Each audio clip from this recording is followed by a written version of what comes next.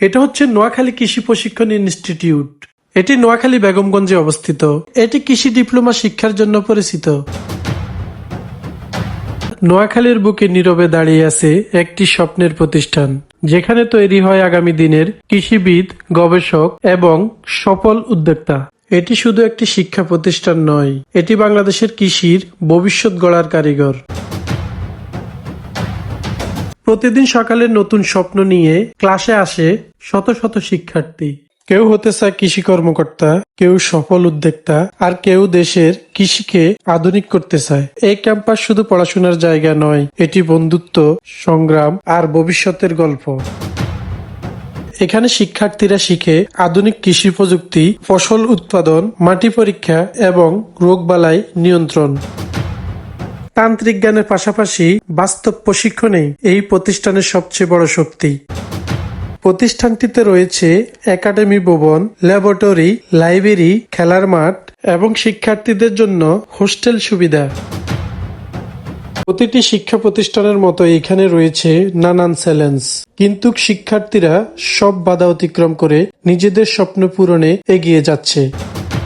বাংলাদেশের ভবিষ্যৎ কৃষি হবে প্রযুক্তি নির্ভর, আর সেই ভবিষ্যতের জন্য দক্ষ কৃষিবিদ তৈরি করাই এই প্রতিষ্ঠানের মূল লক্ষ্য।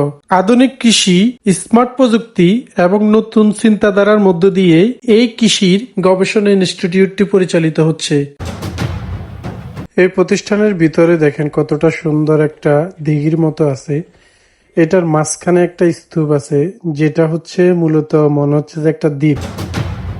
এখন যেটা দেখছেন সেটা হচ্ছে ছাত্রনিবাস। এখানে ছাত্রছাত্রীরা মূলত যে হোস্টেল বলি আমরা, সেখানে থাকে।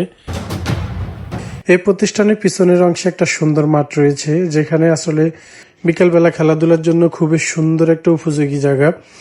তো আসলে সব মিলিয়ে এই প্রতিষ্ঠানটা আমার কাছে অত্যন্ত ভালো লেগেছে, যেটা আমাদের নোয়াখালীর জন্য একটা এসিড, যেটাকে আমরা আমাদের নোয়াখালীর একটা দামি একটা প্রতিষ্ঠান বলতে পারি।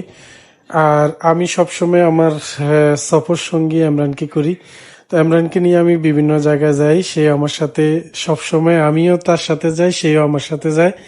মোটামুটি বলতে পারেন একজন আরেকজনের সাথে সবসময় আটার মতো লেগে থাকি। এটা হচ্ছে মূলত আমাদের দুজনেরই একটা ভালো লাগা থেকেই কাজ করে। যাই হোক, মূলত তার সাথে আমার সাথে সম্পর্ক হচ্ছে, সে আমার ভাতিজি জামাই আর আমি তার শ্বশুর। তারপরেও সেরকম মনে হয় না। আর এখন আমরা যখন এই প্রতিষ্ঠান থেকে বের হই, একেবারে বরাবর সামনে আর একটা গুরুত্বপূর্ণ প্রতিষ্ঠান রয়েছে। পরবর্তীতে কোনো এক সময় ওই প্রতিষ্ঠান নিয়ে আপনাদের সামনে তুলে ধরবে ইনশাল্লাহ। আসসালামু আলাইকুম।